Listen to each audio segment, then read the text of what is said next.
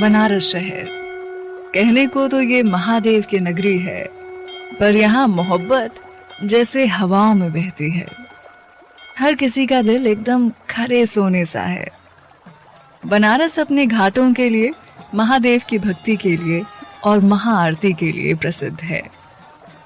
मेरी नई कहानी भी यहीं से शुरू होगी और खत्म भी इसी बनारस के घाट पे होगी। बनारस शहर, 80 घाट, सुबह का वक्त। ईश्वर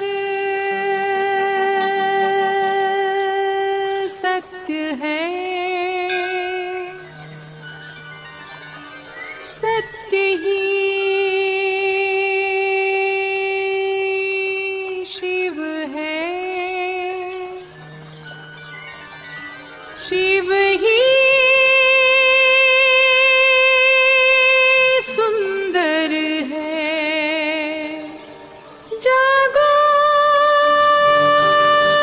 उठ कर देखो,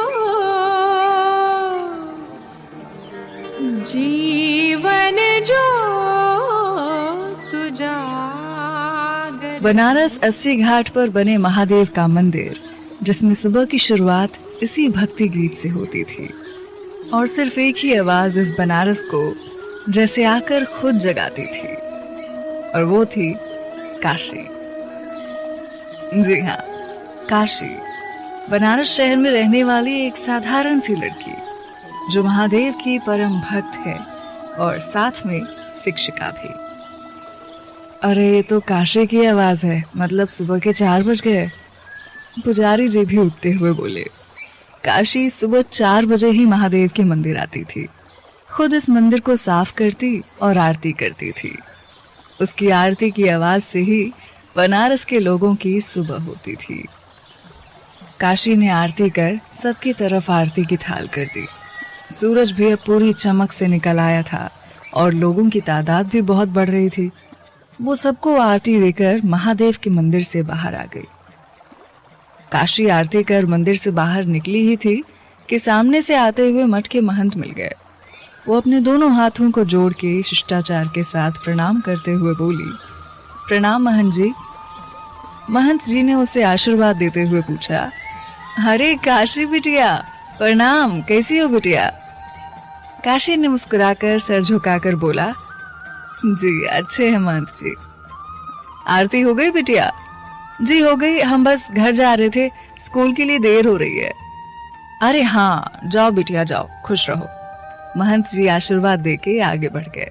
काशी भी घाट से होते हुए बनारस की गलियों में चली आई।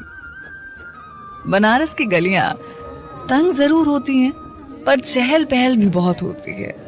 यहाँ आपको सन्नाटा कभी मिल ही नहीं सकता।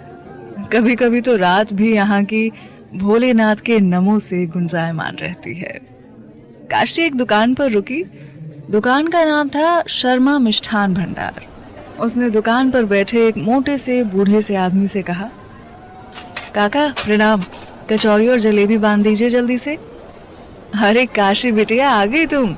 अरे तुम्हारी कचौरी और जलेबियां हम बांध के रखे हैं बस अभी, और तुम आ भी गई। ये थे दुकान के मालिक शर्मा जी। ये बोल शर्मा काका ने कचौड़ी और जलेबी की थैली उसे पकड़ा दिया। उसने काका को पैसे देते हुए पूछा, शुक्रिया काका, चलते हैं। और जय आ रहा है ना स्कूल, कहीं छुट्टी तो नहीं किया?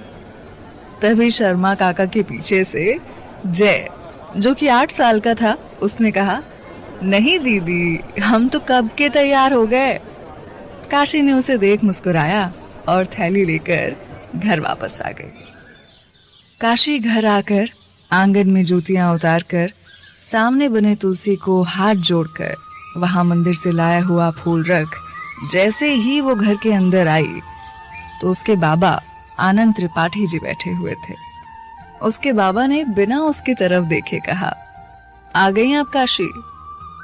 काशी कचौड़ी और जलेबी की थैली मेज पर रखते हुए बोली, आपको कैसे पता चल जाता है कि ये हम हैं?